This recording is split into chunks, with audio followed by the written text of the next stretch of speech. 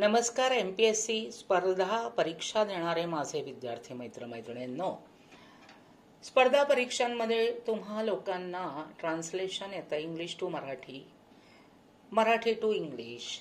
पण आपण मराठीतले पेपर लिहिणारे असल्यामुळे आपल्याला इंग्लिश टू मराठी हा क्वेश्चन असतो.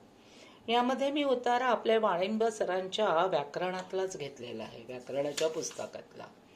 Freedom is the greatest gift पासना. सो इथे are we ready to die for our country, संपूर्ण स्टांजा वाचत बसले तर वेळ कमी पडेल. मग ह्याचा बघा, सतत वाचण्यात आलं की काय होईल ते लक्षात राहतं. मग आता स्वातंत्र्य ही सर्वात मोठी देणगी आहे.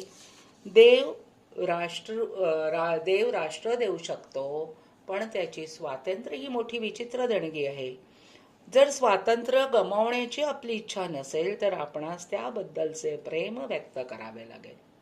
हे प्रेम आमच्या शब्दांतून आणि कृतीतून दाखविले पाहिजे. मी भारतीय आहे आणि त्याचा मला अभिमान आहे असे म्हणणे पुरेसे होणार नाही.